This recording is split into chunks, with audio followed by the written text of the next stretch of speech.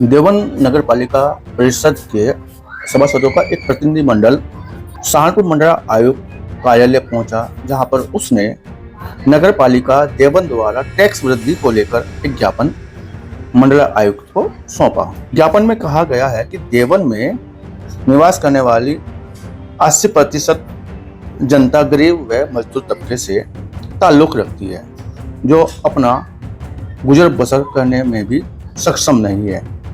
और वहीं नगर पालिका ने उन गरीब मजदूर लोगों पर अत्यधिक टैक्स थोप दिया है, जिसको वह देने में सक्षम नहीं है। पूर्व सभासद व समाजवादी पार्टी के वरिष्ठ नेता तौफीक अहमद जग्गी ने इस मौके पर कहा कि देवबंद नगर पालिका अपनी मनमानी कर रही है और गरीब लोगों पर टैक्स बढ़ाकर नोटिस भेज रही है। वहीं इस मौके पर सभासद सैयद हारिस ने कहा कि देवबंद नगर पालिका गरीब लोगों को परेशान कर रही है, जो अब बर्दाश्त नहीं किया जाएगा। इसी संबंध में आज उन्होंने मंडल आयुक्त सहारनपुर को ज्ञापन देकर टैक्स वृद्धि रोकने की मांग की है। अगर इस पर कार्रवाई नहीं होती है तो प्रतिनिधिमंडल ने ज्ञापन के माध्यम से कहा कि हमें कोर्ट का दरवाजा खटकाना पड़ेगा। इस मौके पर सभासद असलम अली, सभासद गुलफान अंसारी, सभासद अकील सहित काफी लोग मौजूद रहे। हमारे साथ हरीश सभासद भी है। क्या मामला था?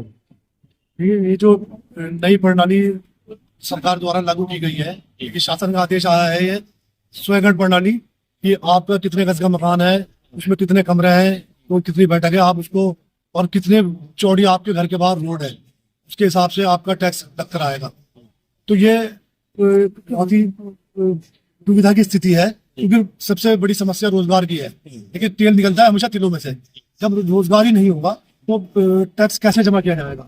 इतना टैक्स कैसे जमा किया जाएगा? अगर हम जनता के प्रतिनिधि हैं, हमारा हमेशा काम रहता है जनता के हितों को अधिकारियों तक पहुंचाना, और जनता के रोजगार की समस्या पहले ही चली हुई है। इसका विरोध भी पूरे प्रदेश में सब जगह चला हुआ है। सहारनपुर के पार्षद भी इसको लेकर विरोध प्रदर्शन कर चुका है। गाजियाबाद में भी इसको रोका गया है टैक्स को।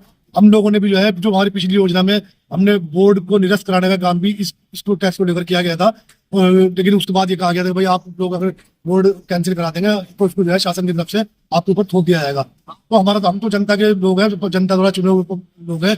हमारा काम तो जनता की बात को सरकार तक पहुंचाना, तो जिससे कि उनको बाहर ना पड़ सके। टैक्सेस कितने रूप में जनता जो है टैक्सेस देती आ रही है, आप देखिए कि कौन कौन से टैक्सेस जो है गरीब आवाम जनता के ऊपर लगे हुए हैं। और ये इतना बड़ा टैक्स जो है, अगर ये स्वयं प्रणाली वाला टैक्स लग जाएगा तो ये देना पॉसिबल नहीं होगा। तो मतलब जी अभी आपने कमिश्नर साहब से मुलाकात की है, तो कमिश्नर साहब ने क्या आश्वासन दिया है आपको?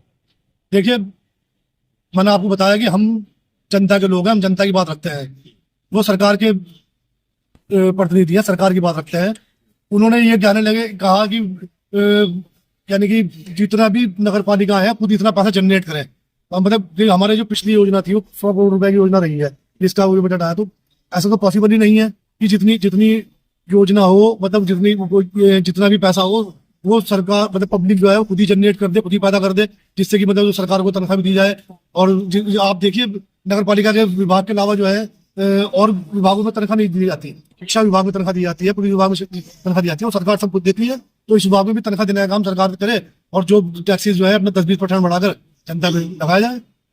अगर सरकार ने आपका ये टैक्स माफी नहीं मंजूर की तो आगे क्या कदम रहेगा आपका? देखिए, हम जो भी एक संवैधानिक रूप से जो रास्ता होगा उसके लिए, चाहे वो कोर्ट का दरवाजा खटखटाना पड़े, और उसके लिए हमें मतलब अधिकारियों से जो है अभी हम यहाँ सहारनपुर मंडल आयुक्त जी से मिले हैं, और उसके बाद में चाहे लखनऊ जाकर खड़ा होना पड़े। सब जितने भी सर्वदलीय बैठक बनाई गई है, इसमें सब लोग जो है, सभी सभासद, पूर्व सभासद, जितने भी जिम्मेदार हैं देवबंद कस्बे के, सब लोग शामिल हैं। तो हम पूरा प्रयास करेंगे कि इसको जो है, इस टैक्स को हम देवबंद के लिए रुकवा सकें, और सभी लोग जो है उत्तर प्रदेश में भी रुक सके, जिससे कि गरीब जनता का भला हो सके।